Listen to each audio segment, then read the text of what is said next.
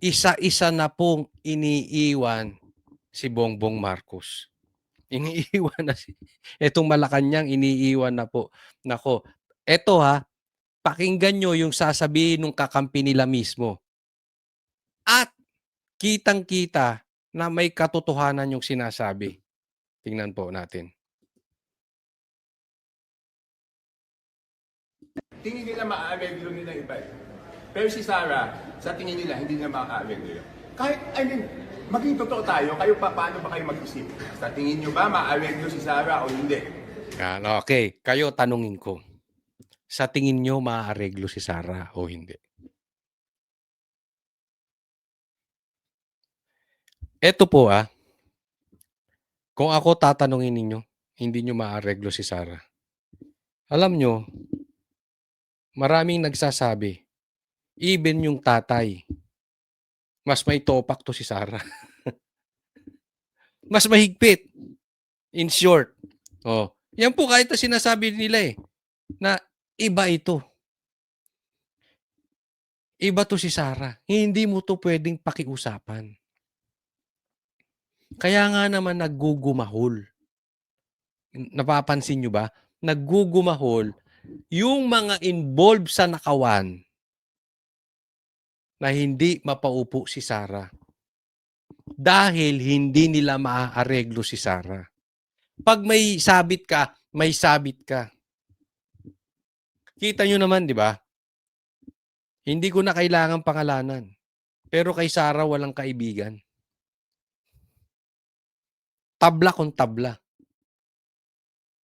Alam natin katangian ng Duterte yan. Pag ikaw talaga may kinalaman sa kagaguhan, sa krimen, yari ka. Ang daming sangkot dito sa gobyerno natin. Ang daming nakinabang sa ghost projects. Ang daming tumanggap ng maleta. Ang daming tumanggap ng folder. Milyon-milyon, yung iba bilyon pa. Pag napaupo si Sara, ang daming makukulong na politiko. Yan yung sinasabi, hindi. Kaya ayaw nila si Sara. Kahit sino na lang wag si Sara. Kasi yung iba, kayang aregluhin. Si Sara, hindi. Legit po yan. Kayo tatanungin ko, definitely no. Di ba sir, parang passing judgment naman yun sa ibang tao na pwedeng ma-elect din na presidente? Sino ba yung nagtanong na yan? Hindi ko alam kung sinong tanong Parang, instead na ang media ay matuwa dahil hindi paliligtasin ni Sara etong nakawan sa ghost projects na binabudgetan ni Saldico, ni Tambaluslos at saka ni Marcos para masugpo yung flood control scandal. Alam mo issue nung nagtanong.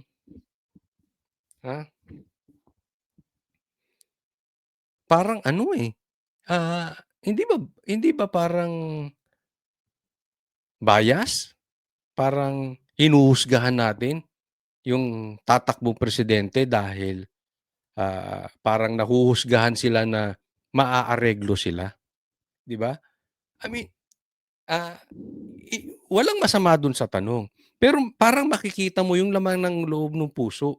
Kasi kung ikaw ay talagang gusto mong maayos ang Pilipinas at malutas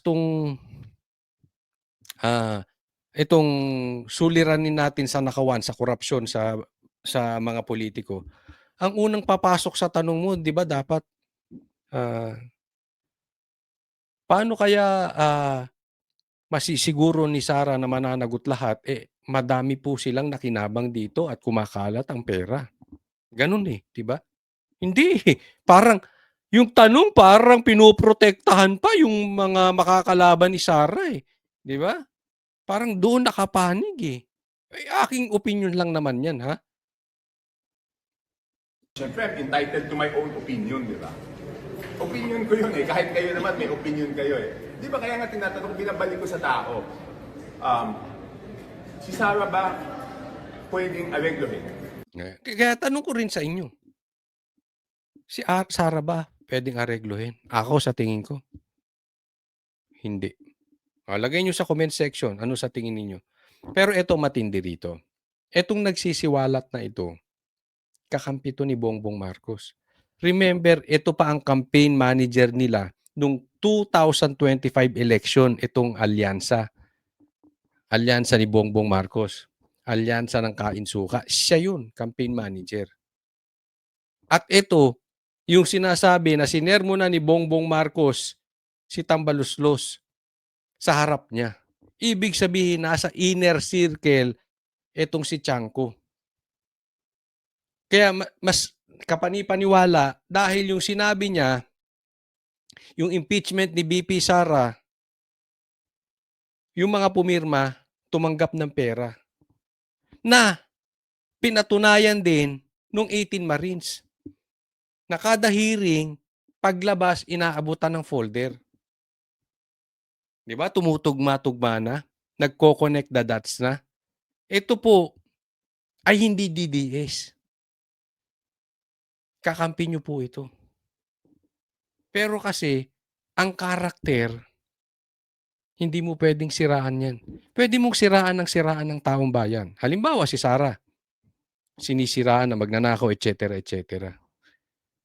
Pero deep inside, yung totoong nagsasabi ng naaayon sa katunayan, na alam nila yung karakter ni Sara, hindi malalagyan.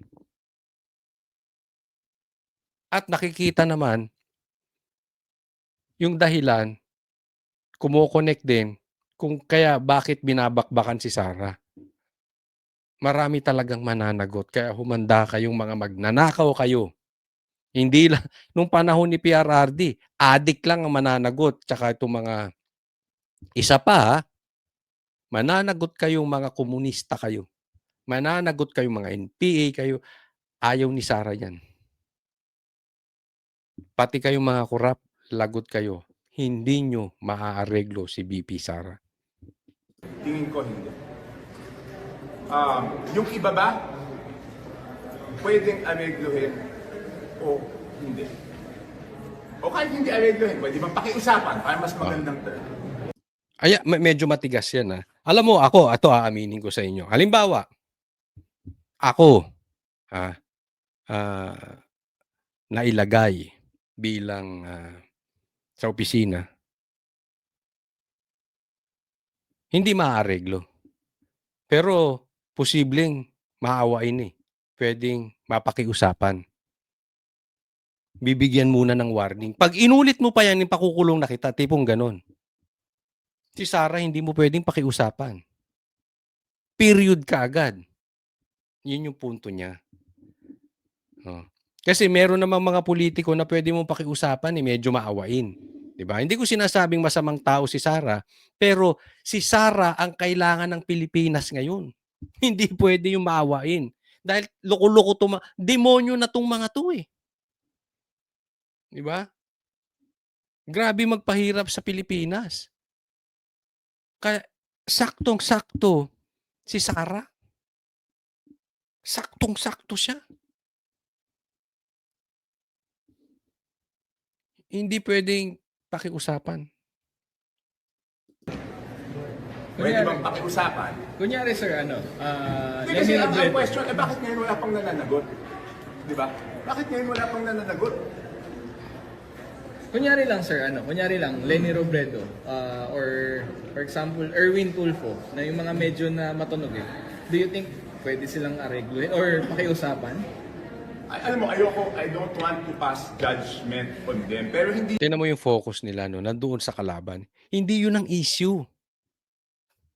Dapat ang sinasabi alam mo, ang binabanggit ni Tiangco, yung hindi mo siya pwedeng pakiusapan patungkol doon sa mga ghost projects, flood control scandal. Hindi yung issue ito ng yung ibang tatakbong presidente. Diba sana ang tanong paduktong doon sa ano-ano yung mga hindi pwedeng maareglo kay Sara. Hindi involve yung personality. Ang ini-involve, ang binabanggit si Lenny. si Erwin Tulfo. Hindi yun. Ang issue yung korupsyon. Ang bihira, oh. Saan napupunta? Hindi lang naman sila mag-isa ang magdidesisyon dyan eh. Di ba? Di ba? Hindi naman silang isa lang magdidesisyon dyan. Parang tinatanong mo ngayon, bakit ngayon wala pang nangyayari? Naareglo ba yung gobyerno o hindi? Di ba? Ayun, ang ganda nung sinabi. Pasok, di ba? Anong punto niya? Bakit ngayon wala pa rin nangyayari? Naareglo ba yung gobyerno? Or napakiusapan? Kasi hindi lang isa lang daw ang magdidesisyon. Pero si Sarah hindi. Pag dinesisyonan niya yan, period ka talaga dyan. Diba? Kahit nga yung tatay, alam naman natin yung kahit nga yung tatay, hindi sinunod eh, di ba? Kung sinunod ni Sarah, yung tatay niya, wala tayong problema ngayon. Walang magnanakaw na nakaupo sa mataas na posisyon. Nang dahil sa hindi sumunod si Sarah sa tatay niya, kaya nakaupo yan si Marcos eh. At nakakapagnakaw si Tambaluslos. Nauunawaan po natin ang ibig sabihin. Iba po si Sarah. Ibalik ko ngayon sa usapin. Ngayon ba may napapanagot? Diyan pa lang napakagandang halimbawa na. Bakit? Hindi lang isa magdidesisyon. Malay mo yung nagdidesisyon ngayon yung asawa pala. Malay mo adik yung asawa. Hindi pala sila nagdidesisyon. Bakit walang napapanagot? Malay mo nagdidesisyon yung driver. Kung tatanggap ng pera o hindi. Hindi natin alam. Di ba? Hindi. Malay natin. Di ba? Yung anak pala ang nagdidesisyon.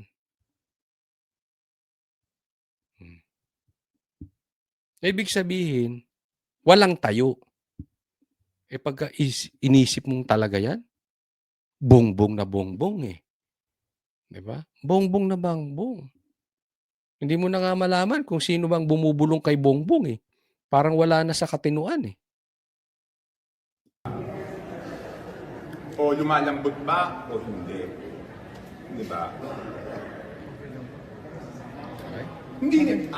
Ang sinasabi ko lang, si Sarah, 1,000,000% hindi nila maareglo. Yon, ang ganda nung sinabi. 1,000,000% hindi maaareglo si Sarah. So, ibig sabihin, siguro. Gaano ka sigurado? 1,000,000%. Ano ba yung 1,000,000%? Parang bukas, lilitaw ang araw. Pagdating sa gabi, siguradong lalabas ang buwan at magdidilim. At kinabukasan, lilitaw ulit ang araw. At pagdating ng gabi, lilitaw ulit ang buwan. Ibig sabihin parang ganyang kasigurado. 1,000,000%. Kalaban po itong nagsasalita. Kaya nga naman, gusto ng Pilipino talaga si Sarah eh. Dahil yan ang kailangan ng Pilipino. Yang 1,000,000 na ipamimigay niya sa bawat Pilipino. Yang 1,000,000 na kasiguraduhan na hindi makakaligtas lahat ng magnanakaw ng ghost projects. Hindi makakaligtas itong flood control scandal masterminds. Yan. Kaya BP Sara, ibigay mo na yung 1,000,000 sa bawat Pilipino. Yung 1,000,000, 1,000,000%. Kailangan nang matapos talaga itong nakawan. Pwede ba isama mo na yung mga rebelde sa Pilipinas? Yung mga makakaliwa, yung mga komunista, yung mga naghahasik, yung mga terorista, hahasik ng lagim sa Pilipinas. Para matapos na tayo. Matanong ko lang kayo, doon sa mga nakapunta na sa Davao, na hindi taga Davao hindi taga Davao, pero nakapunta na sa Davao. That exactly, sana ang magawa ni BP Sara sa Pilipinas. Maging parang Davao. Pwede kang maglakad sa kalsada, safe, walang addict, walang drug lords, walang mga rebelde. Walang mga NPA. Alam naman natin kalat ng NPA yan before, di ba? Mga terorista. Yan yung gusto mangyari sa Pilipinas. Yan ang kayang i-offer ni BP Sara. According dun sa kalaban, ha? Si Chanco. Malinis. So kung ikaw yung merong may kasalanan, gusto mo bang manalo yung 1,000,000%, hindi mo maaarendo, di ba? Hindi ko hinuhusgahan yung ibang kandidato. Ang sinasabi ko lang, ito, siguradong hindi nila maaarendo. Alam ko yon at alam nila yon. Saktong-sakto yung sinabi. Halimbawa, ikaw si Tambaluslos. O ikaw na lang, tumatanggap ka ng maleta. Halimbawa, ikaw si Trillanes, nakinabang ka. Halimbawa, ikaw si Dilima, tumanggap ka ng envelope. O halimbawa, ikaw yung Quadcom na nabibigyan ka after hearing. Gugustuhin mo ba si Sara makaupo? Alam mo hindi mo maareglo. Ito alam, ha? Alam to ng mga politiko. Sa circle nila, alam nila kung sino mo pwede mong bigyan ng pera. Si Sara. Mapapahiya ka kay Sara pag bibigyan mo ng pera. Yan ang kailangan nating presidente. So ngayon, yung mga magnanakaw, nagtutulong-tulong. Gusto nilang maglagay ng presidente na pwede nilang lagyan. Next po. Kanina po, napag-usapan natin na si BP Sara ay hindi mo pwedeng aregluhin kung ikaw ay magnanakaw, mamamatay tao, korap, hindi mo pwedeng pakiusapan.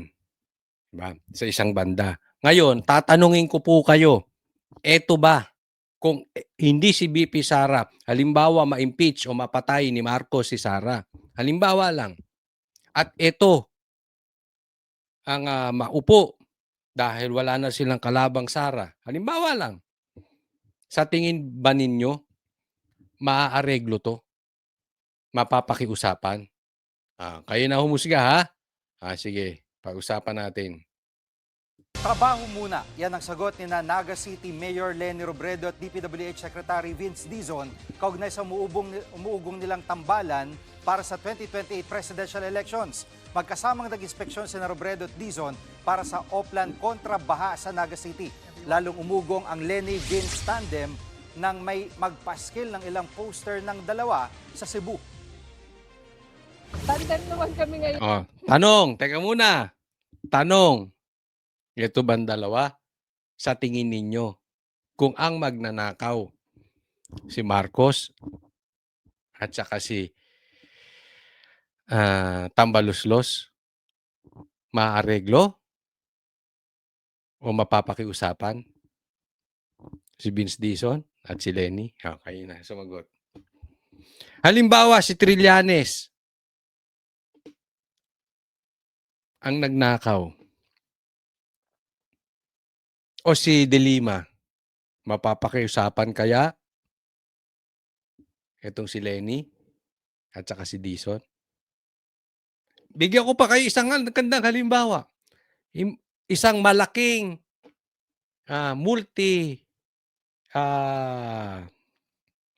multi-awarded na korporasyon sa Pilipinas. Malaking-malaki. Pero hindi nagbabayad ng tax. Sa tingin ninyo, maaareglo si Leni at saka si Vince Dizon?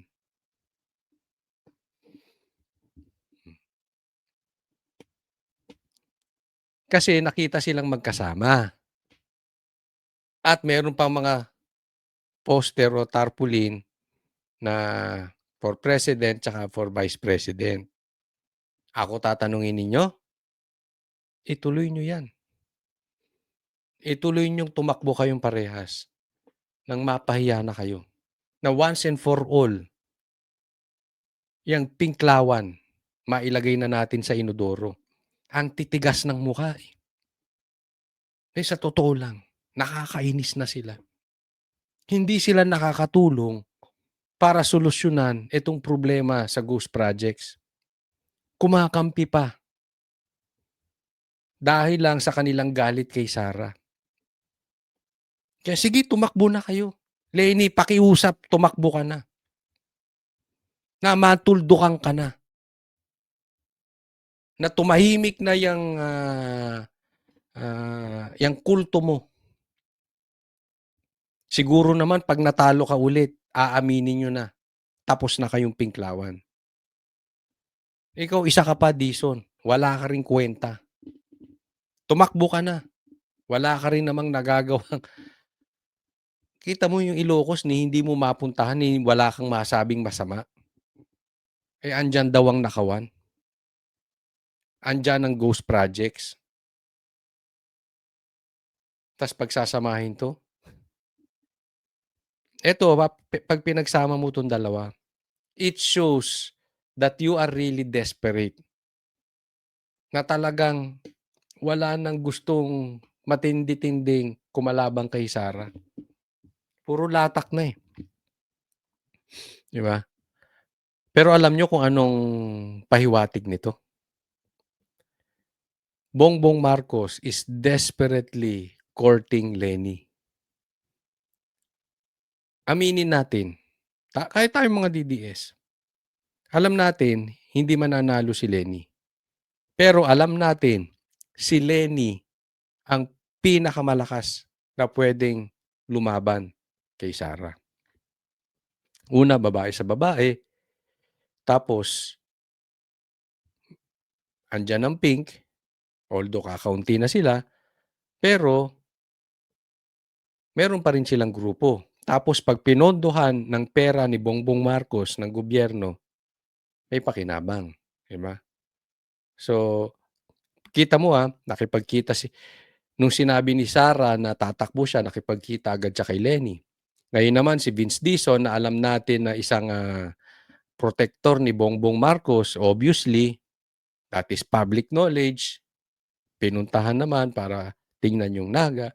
So talagang agresibo na silang nililigawan si Lenny dahil si Lenny ay tumanggi na. So syempre, they have to do their part. Kung hindi, sa kulungan sila pupulutin. So lahat ng pupwedeng gawin, gagawin nila para tumakbo si Lenny. Sa trabaho. Trabaho muna. Ang tagal pa. Ang tagal pa ng eleksyon. Ang dami pa namin kailangan Trabaho muna na. Alam mo yung sagot mong yung Vince Dizon? Trapong-trapo. Di ba? Wala kang nga natatrabaho, animal. Trabaho ka muna dyan. Eh, ganyan din ang sinasabi ng amo mo si Bongbong Marcos. May natrabaho ba siya? Saan? Ang mga proyekto. Hanggang ngayon, ang taas ng gasolina, wala siyang magawa. No. Asan ang mga infrastructure? Kaisa-isang tulay, binuksan niya. Ninakaw pa niya sa Duterte. Pati tulay, ninanakaw niya. Pati credit, ninanakaw ni Bongbong. Anong trabaho pinagsasabi mo? Lahat po na nagnakaw sa ghost projects, ganyan ang sinasabi. Trabaho muna. Huwag nyo nga kaming lokohing dalawa. Trapong-trapo dating ninyo. Mga kapatid, Naku, next po tayo. Ito muli pag-usapan natin tong Marines. Kumpleto ang 18 nagpakilalang security aid ni Zaldico nang dumating sa tanggapan ng NBI kanina. Kaugnay ito sa investigasyon sa kanilang mga aligasyon laban sa mga opisyal ng gobyerno na nakatanggap umano ng kickback mula sa mga flood control project. Ayon sa kanilang abogado na sila Vito Baligon, dala nila ang ilang dokumento na nagpapatunay na empleyado ni Ko ang kanyang mga kliyente. Aminado ang kanilang abogado na hamon ang pagkuha ng mga ebidensyang magpapatunay na empleyado nga dati ni Ko ang kanyang mga kliyente. Ito okay.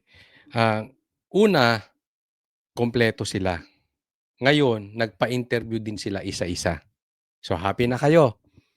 Diba? Kasi wala naman silang tinatago eh. Alam mo, nakausap namin to itong mga to. At yung kanilang sagot talagang hindi mo matatawaran. Talagang consistent, no? Ngayon, bigyan natin ng diskusyon itong issue nila na mahirap daw patunayan dahil tinatanong kung empleyado ba talaga sila ni Saldico. Alam mo sa akin, hindi issue kung empleyado sila o hindi. Bakit kanyo? Eh, marami namang sa Pilipinas, hindi naman kailangan ng, pwede ka namang kumuha ng driver mo. Nililista mo pa bang empleyado? Pero itong mga to, labas-pasok sa Kongreso. Hindi ka naman pwedeng maglabas-pasok doon nang wala kang ID. Di ba? Halimbawa, ako tanungin mo, empleyado ba ako ng SMNI o hindi? Bahala ka na mag-isip, wala akong pakialam. Basta ako may programa sa SMNI. Hindi na issue kung may ID ako, wala. Naiintindihan? Kasi, alam mo, nililigaw nila yung usapin dito. Bakit nila dinadala na kung empleyado talaga meron ba silang patunay na empleyado o hindi? Hindi po kailangan ng patunay na ID para lang mapatunayan na sila'y empleyado, hindi. Ang dami po nilang pictures. Nakakapasok sila sa Kongreso. Kasama nila si Saldico. Sila ang nagdi-deliver ng pera. Diba? Kasi nga yung ID, nung wala na sila sa kay Saldico, kinumpis ka na. Pero syempre may picture yan. No? Ang punto lang natin, hindi naman issue na ID lang ang patunay na ikaw ay naging empleyado. Gaya ng halimbawa ko sa inyo. May ID ako, wala. Alam ko, isa ako sa anchor ng SMNI. May programa ako eh. Hinga mo ako ID. Kung wala ako, di panuuri mo yung video ko. Same thing dito. Di tingnan nyo yung pictures. Ang dami nilang pictures. Makakapasok ba ako sa Kongreso? Basta-basta? Sila nakakapasok. Sila mismo naghahatid. Pagkatapos ng Quadcom hearing, binibigyan nila. Ng envelope. Yung mga nag-hearing. May lamang pera. Yun yung isang hurdle namin dahil yung certificate of employment, mahirap makakuha dahil wala na si Saldico. So yung ID naman nila ay kinonfiscate pero may mga ipinakita kaming ibang mga pruweba na empleyado talaga sila ni Saldico. Yun. So okay na yun. So kayo media, wag nyo nang paikot-ikutin na nahihirapan sila, ganun-ganon. Hindi. Ang issue dito, meron silang proof na empleyado sila ni Saldico. Media. Period. Halimbawa, yung mga litrato na kasama nila si Saldico, may mga resibo na pagbili nila ng mga maleta na nakapangalan kay Saldico, mga ganun po. Tutol naman si Baligod sa naunang mungkahi ni NBI Director Melvin Matibag na dapat palitan na siya ng mga dating sundalo dahil kabilang din siya sa mga iniimbestigahan. Sabi ni Baligod na pupulitika na umano ang investigasyon ng NBI. Inaalam ng NBI kung may malakas na ebidensya ang kampo ng mga dating bagmen laban sa mga opisyal ng gobyerno na nahatira nila umano ng male-maletang pera. Ilan daw dyan? Dating miyembro ng gabinete ni Pangulong Bongbong Marcos. Yan. Member. Kaya nga napupulitika na eh. Dahil, tingnan mo tong NBI director. Sinong pinupuntirya? Yung Marines. Pati abogado pinupuntirya. May mga nahahatira na pera ng gabinete ni Bongbong Marcos. At hindi lang gabinete, pati si Bongbong Marcos nahatiran. Yung anak niya na si Sandro, merong picture. Nahatiran din. Halimbawa, si Secretary Pangandaman, siya mismo ang tumanggap eh. Pumunta siya sa basement 3 ng Horizon Homes, siya mismo ang tumanggap.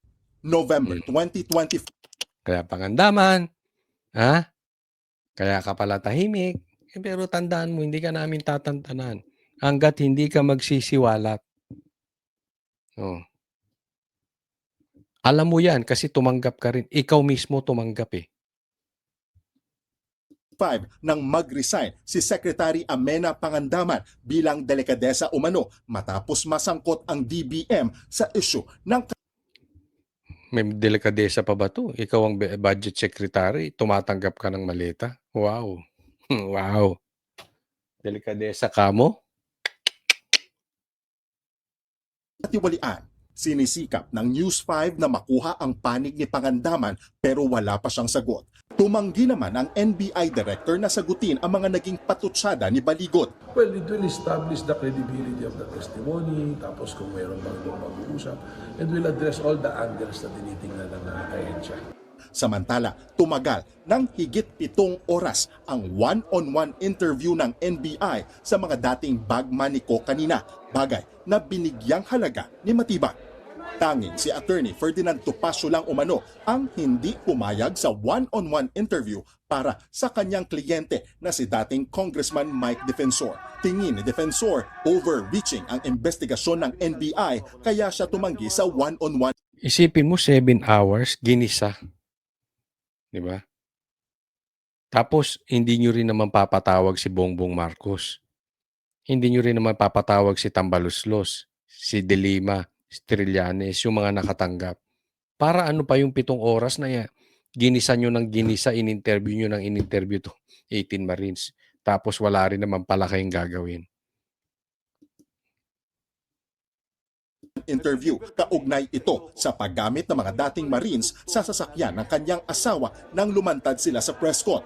Tumingkad daw ang issue ng pagpapadala ng pera sa ilang opisyal dahil sa paglilinaw ni Ombudsman Boying Rimulya kaugnay sa isang larawan na iniharap ng mga dating Marines. Anong sinasabi kay Speaker Martin Romualdez? 3 beses isang linggo ang delivery ng pera. Unang-una sa lahat, ito dapat walang politika. Kahit anong oras pa yun nangyari. Kung Marcos, kung Duterte, pag-aralan nila. Diba? Establish natin.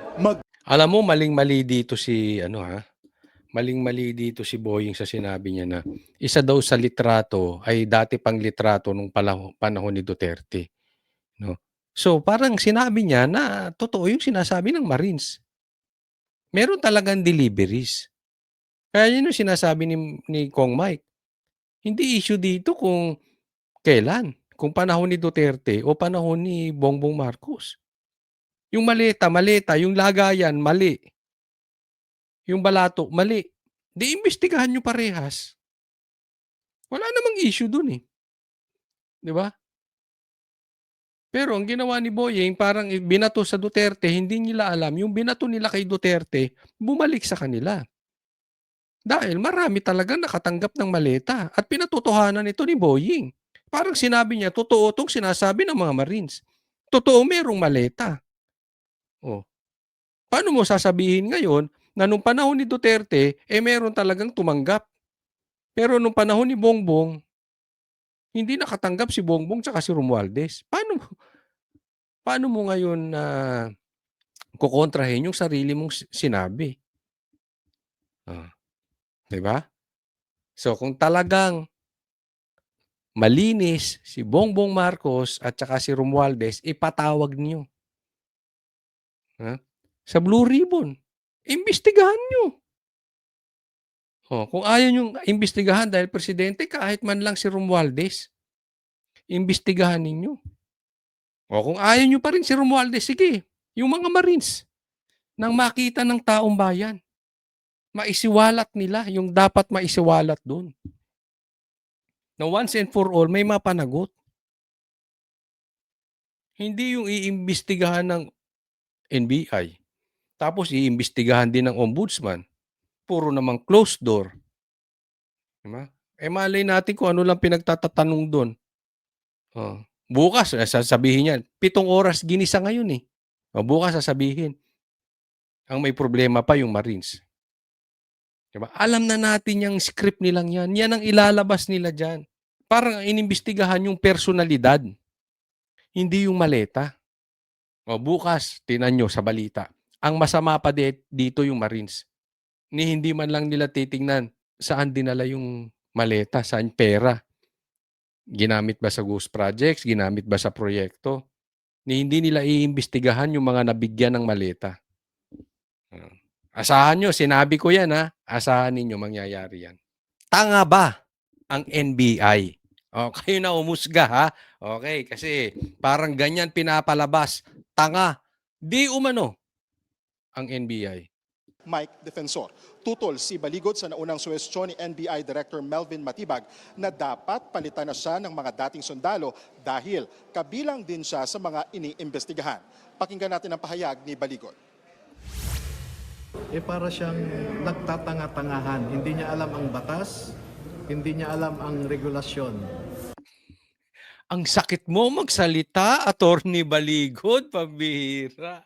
Ha? Siya ba ay nagtatanga-tangahan? Oh. Siyempre, abogado to si Attorney Baligod eh. Hindi niya naman sasabihin na tanga yan si Matibag. Ito po ang pinapatukuyan dito ni Attorney Baligod ay itong NBI director na si Matibag. Dahil sabi, dapat hindi daw siyang abogado nitong 18 Marines kasi meron ding reklamo or meron ding investigasyon patungkol sa kanya, no? So, sabi ko nga, hindi naman niya dinediretso, 'di ba? Marunong magsalita ang mga abogado nang hindi sila mailalagay sa alanganin. O, yan po. Pero sa salitang vlogger, sinasabi niya, tanga ka, Attorney Matibag. Parang gano'n 'di ba? Wag na tayong maglokohan. 'Di ba? Syempre hindi aaminin ni Attorney Baligod 'yan, pero gano'n na po ang ibig sabihin niyan, no?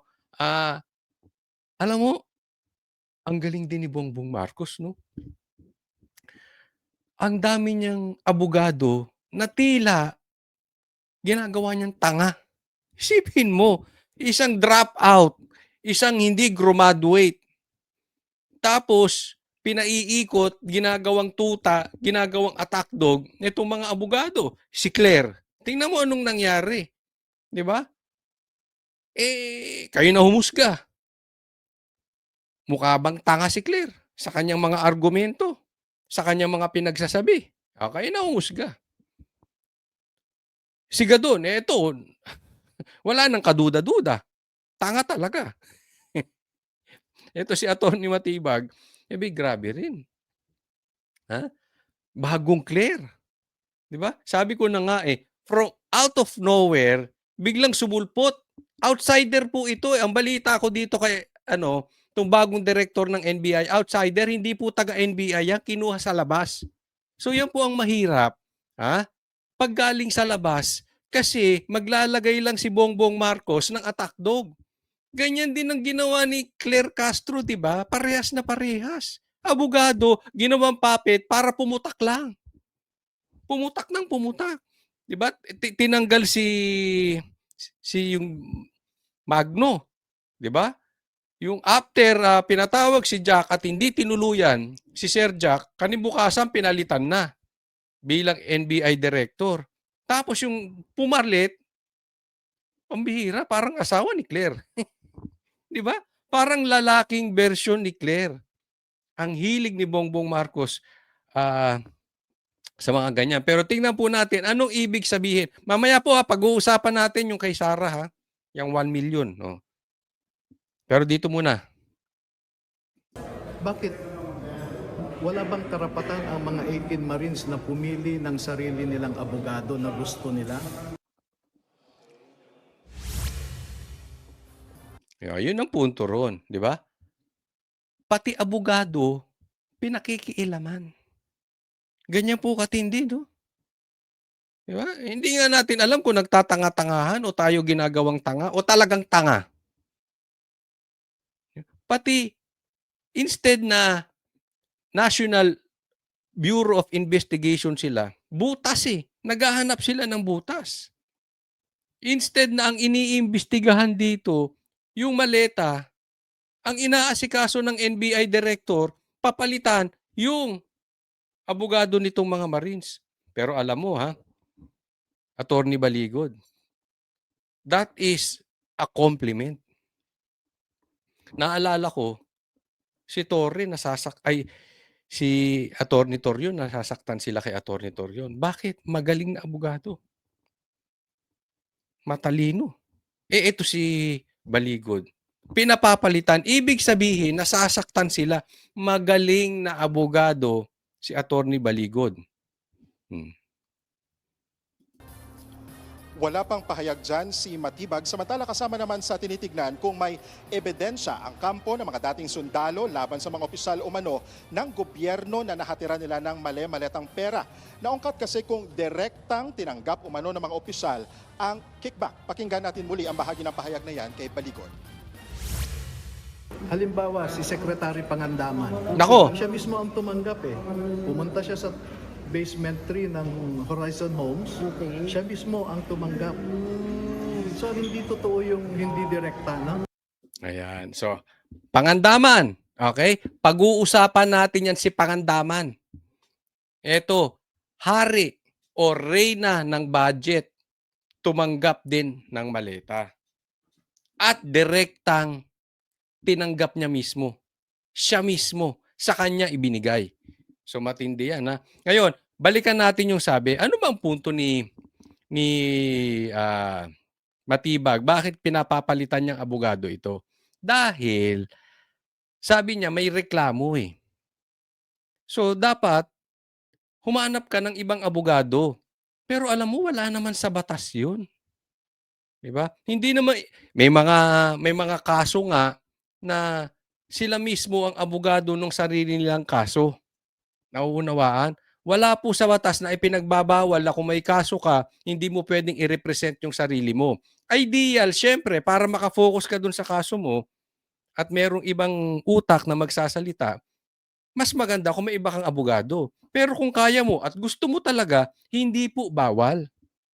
Kaya ganyan po lumalabas na tanga itong NBI director na sinasabi ni Attorney Baligod.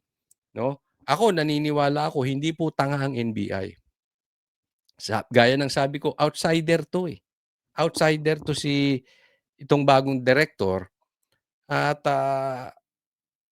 alam mo, dinig ko. Ito ha. Doon sa mga hindi pa nakakaalam, nabanggit ko na ito. Pero kung hindi nyo pa narinig ito, muli kong babanggitin. Marami. Di umano. Sabi ng very, very reliable person who is active sa isyung 18 Marines na gusto ng 90% ng NBI ang ginagawa nitong mga Marines. Asar na rin sila eh. Dito sa korupsyon. Tapos, meron pang pinaupo na NBI director na tila kahintulad lang ni Claire Castro. Hindi magsasalita na may laman. Kung hindi, parang attack dog lang. Tingnan mo, hindi niya gustong imbestigahan. Di ba?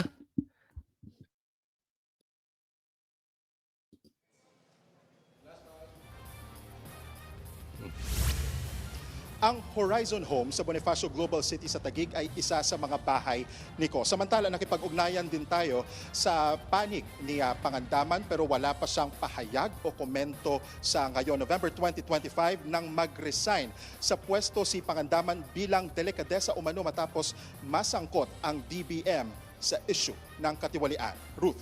Yun.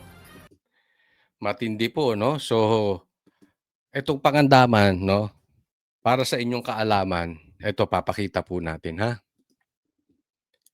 Tingnan po natin itong video na ito. Ginawa ko po ito mga siguro 1 month ago, no? Kung hindi ako nagkakamali. Basta more or less, mga ganun, mga 1 month ago. Pakinggan po natin, ha? No, kukomentaryuhan natin yung video ko. Oh, pauna pa lang to, ha? Kung hindi nyo iimbestigahan ito, hindi natin dapat tigilan ito sa ating mga kababayan dyan, sa taong bayan. Ha? Ito po si Pangandaman, Budget Secretary. In short, hari ng budgetan. No, hari, hindi reyna. Siya ang head. Oh. Budget Secretary ito si Pangandaman. Oh. Tahimik. Papayag kayo nun. Imposibleng walang alam itong, di ba? Kaya nga sabi ko, kung hindi ito iimbestigahan, kakalampagin natin. Ito maganda. Ibinulgar nito mga Marines. Sinasabi ko sa inyo, tayo po hindi nagmamalaki dito, okay? Pero yung mga pinagsasabi natin, may patutunguhan. Hindi po tayo sa nagmamagaling, pero meron tayong nakakausap na alam natin, lehitimo at may alam diyan sa loob. Merong alam na mga magnanakaw diyan sa loob. Alam yung anomalya sa loob. Kaya sinabi sa amin, sinabi sa akin, itong si Pangandaman, involved to. Di umano. Kaya nga sabi ko, hindi dapat to papalagpasin. Imposible, ikaw ang hari o reyna ng budgetan tapos tahimik ka. Imposibleng hindi mo alam. Kaya pala tahimik. Binibigyan din ng maleta. Nagigets nyo na? Nabibigyan ng maleta. So anong gagawin mo? Tahimik ka. Kasi sasabit ka rin eh. Bakit? Corrupt din. Hindi ako nagsabi niyan. Mismo si Attorney Baligod, yung abogado nitong 18 Marines, alam. Sila mismo diniliver sa kanya. Yari ka, Pangandaman, mati ka rito. Hindi nyo pa rin iimbestigahan? Hindi ko titigilan talaga to. Sinasabi ko sa inyo. Lahat po patungkol sa budget, alam nito, dadaan dito. At bakit nakakabingi ang katahimikan niya? Yun pala, dahil sa maleta. Budget, Secretary? Bossing? At sabi ng isang mainstream media, 3.4 trillion pesos nawawala patungkol sa korupsyon. Aba, tapos tahimik to? 3.4 nawawala, trillion sa korupsyon nawawala, tapos yung budget secretary tahimik. Connect the dots, di ba? Tutugma, di ba? Sabi ko sa inyo eh.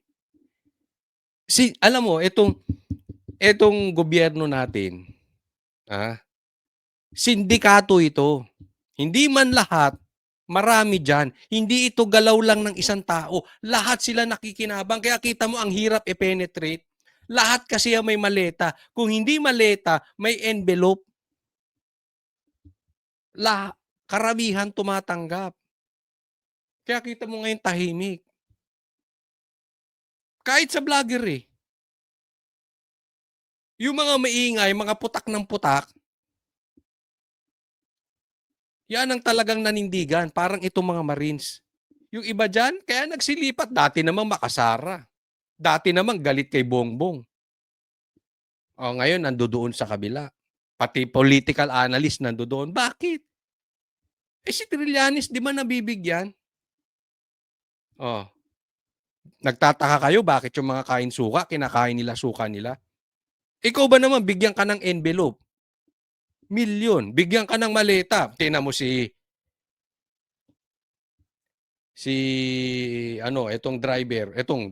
etong si De Lima. Hindi mo ba kakainin yung suka ni Marcos? Ako hindi. Pero sila ganun eh. Kumakain to si De Lima ng suka. Siyempre, may folder eh. Tapos hindi iniimbestigahan. Abay, kailangan kalampagin natin ito. Kung hindi po ito iimbestigahan ng Blue Ribbon, ng Senado, ng mga congressman, at kung sino-sino pa, abay, parang lokohan ito. So, bantayan po natin ito mga kababayan. Gaya ng sabi ko, pauna pa lang ito. Dahil ipagpapatuloy natin ang pagsasaliksik patungkol diyan sa ghost projects. At syempre, hindi po pwedeng mawawala itong bossing ng budget. Ito, si Pangandaman. Ito maasahan nyo, hindi natin titigilan ito. Hanggat hindi nakukulong yung mastermind. Samahan nyo po kami sa laban na ito. Ito po kasi ay delikado. Ito ay naghahanap sila ng butas. Nakikita nyo naman ng NBI. Diba? So, kailangan magtulong-tulong tayo dito. Konting tiis na lang. Ha? Magagapi din natin itong magnanakaw sa gobyerno, itong sindikato sa gobyerno. Ito po, tingnan natin. Ito po ituloy natin dito itong usapin na ito dahil ito, isa pa, di umano, isa sa mastermind kasama nung magpinsan diyan sa Nakawan, sa Ghost Projects, diyan sa flood control scandal. O, yung kanina, hari ng budgetan, ito naman, si Mr. Balato. Sa kanyang pagtestigo sa Sandigan Bayan, sinabi ni dating DPWH Undersecretary Roberto Bernardo na binigyan siya noon ni dating Congressman Zaldico ng 130 million pesos na tinawag niyang balato. Ayon kay Bernardo, ang pera ay bilang pasasalamat nito dahil maayos umanong nakakausap si dating DPWH Engineer Henry Alcantara. Sabi niya, ang 130 million ibinigay sa kanya ni Co mula 2023 hanggang 2025. 100 million daw ang ipinadaan kay Alcantara at karagdagang 30 million ang Isa pa to Para ka ring si itong director ng NBI. Nagtatanga-tangahan ba to? O tayo ang ginagawang tanga? Itong si Mr. Bernardo Balato. Pambihira. 130 million balato ni Zaldico. Niloloko mo ba kami? Diba? Halimbawa, bigyan ko kayo ng magandang halimbawa. Isipin mo to pinapaniwalaan. 130 million ang balato. Kung yung balato binigay kay BP Sara, 130 million, ang ingay-ingay na Trillanes, ang ingay-ingay ni De Lima, siguro pumuputak na rin si Tito Soto at si Lacson, pumuputak na si Boying, pumuputak na si Claire. Pero kita mo, tahimik sila lahat dyan. 130 million? Pwede ba yun? Balato? Tanga! Lagay po yan. Huwag tayong maglokohan. Di ba? Yan nga yung sinasabi dito siya Mambihirang Yusek to 100. Tapos, ang sarap ng buhay. Pagpalaki natin, totoo sinasabi niya, siya ang binalatuan o nilagyan ng 130 million lang. Ako, hindi ako naniniwala 130 million lang natanggap nito. Dahil sinabi din nung mga Marines, di umano, ito'y nakatanggap din ng maleta. Kasama po ito sa listahan. Di umano. Sa aking pagkakaunawa, ito si Bernardo ay hindi simpleng miyembro ng sindikato na ito. Isa siya sa mastermind. Pwede ba yun? Tapos, ikaw, hayahayang buhay mo, may tinanggap ka. Pagpalagay natin 130 million lang, hayahayang buhay mo.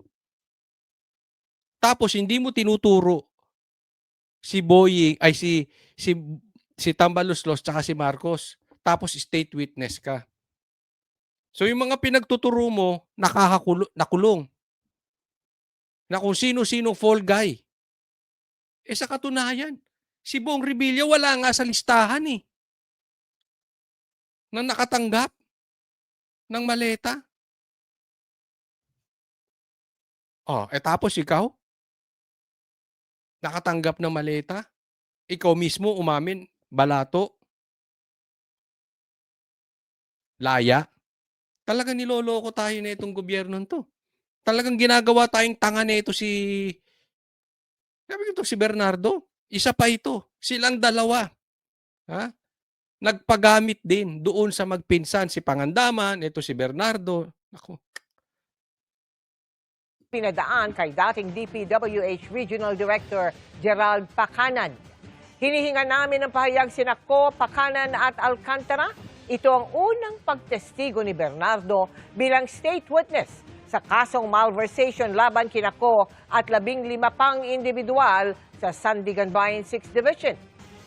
Alam mo, ang sakit sa loob nun. Hinahabol natin yung mastermind, yung magnanakaw ng ghost projects. Tapos ang itinuturo nito fall guy. Etong si Bernardo. Yan ang tinuturo niya. Diba? Palihis tayo eh. Ngayon, pag ginawa mo state witness na patungkol doon, hindi mo na makakasuhan yan. State witness na eh. Ito ng substandard umanong flood control project sa Oriental Mindoro. Sabi naman ni Assistant Ombudsman Miko Clavano, ipinakikita ng inilahad ni Bernardo ang money trail sa mga transaksyon. Nilinaw rin ni Clavano. Anong money trail sa transaction? Ang linaw-linaw, pambihira. Ang linaw-linaw ng money trail. Ang linaw-linaw ng ebidensya. Ang pinupunto po dito, si Bernardo po daw ang nagbibigay ng linya ng ebidensya para mahuli yung mastermind. Ang linaw-linaw po na hinahatiran ng maleta ng 18 Marines si Tambaluslos at saka si Marcos. Kasama si Bernardo, kasama si Pangandaman. Tapos ang papaniwalaan nyo, yung sangkot sa krimen. Yan po yung masakit eh. Nung nag-submit at nagreklamo tong 18 Marines sa Ombudsman, instead na imbestigahan yung mga sangkot, ang iniimbestigahan yung mga Marines. Na yung mga Marines hindi tumanggap ng milyon-milyon. Meron nga tinanggap sila, balato 3,000 daw. For the boys, 3,000. Siguro naman yun, lihitimo. Kasi sa mga security, ganun talaga bigayan. Hindi po balato yun, for the boys ang tawag doon. Ito po, 130 million. Nakakatanggap ng malita. Di umano. Tapos, yung walang krimeng ginawa, ayaw niyong paniwalaan. Tapos yung may krimeng ginawa, yun ang pinapaniwalaan nyo. Na si Bernardo. Sabi ko sa inyo, hindi namin kayo titigilan dyan sa kalokohan yung yan. Akala nyo, makakaligtas kayo? Dito sa mga siniwalat ng 18 Marines? Excuse me po. You are just delaying it. But this is obvious. Tingnan mo. Walang pumupuyok dun sa mga kain-suka na dilawan. Mangilan-ngilan. Siguro si Guanzon. Pero yung mga ibang dilawan, yung mga ibang pinklawan, na maingay pagdating sa Duterte, sa ganito tahimik ko. Kaya isasabi natin eh. Halimbawa, ang tumanggap ng balato, si Marcoleta. 130 million. Anong tawag nyo ron? Lagay, di ba? Oh. Alam nyo kasi, yung mga DDS hindi talaga nakakatanggap. Anong balato? Lagay yan. Paano na walang blanket immunity si Bernardo? Pag meron kaming kinukuhang state witness, it is only on a case-to-case basis. Never do we give a blanket immunity to people. If there will come a time na meron kaming malaman na hindi niya sinasabi pero sangkot siya at naging most guilty siya, then he will also have to be charged for that case. O yan. So, hindi niya sinasabi, di ba? Ang sabi niya, yung pagiging state witness daw ni Bernardo ay hindi ligtas siya sa lahat ng krimen. Unless meron siyang sinabi patungkol doon at inamin niya. Hindi niya binabanggit, di ba? Yung magpinsan. Binabanggit niya ba si Bongbong Marcos? Nakakatanggap ng maleta? Tingnan niyo yun. Bakit yung sinabi ni Saldico tumutugma doon sa sinabi ni Gutesa na sinasabi na tumutugma din sa sinabi ng Marines? Bakit? Galing kay Saldico yung maleta. At ang nagbibigay ng maleta, yung mga Marines, kasama si Gutesa. Ito, lihis oh. Lihis na lihis. Sino papaniwalaan nyo? May ebidensya ba? Pabago-bago nga eh. Tingnan ninyo. Tingnan nyo yung hearing before at saka ngayon. At iba-iba na yung ebidensyang ipinapasok. Di ba? Yung Senate hearing. Diyan pa lang, ginugulo na nila eh. Di ba? Inililihis nila. Kasi pinasok na naman nila ngayon si Bernardo para pantakip doon sa issue ng mga 18 Marines. Sama sa kayong niloloko nyo taong bayan eh. Nagtatanga-tangahan din ba kayo gaya nitong sa NBI Director? O kami ginagawa nyong tanga? Huwag pong kakalimutan na doon sa mga hindi pa po subscriber ng channel na Coach Oli News. Subscribe na po kayo. Huwag pong kakalimutan din. Like nyo po itong video na to. Maraming salamat sa patuloy na sumusubaybay doon sa mga kababayan natin, sa taong bayan na parating nakatuon dito sa channel ng Coach Oli News. Maraming salamat po. God bless everyone.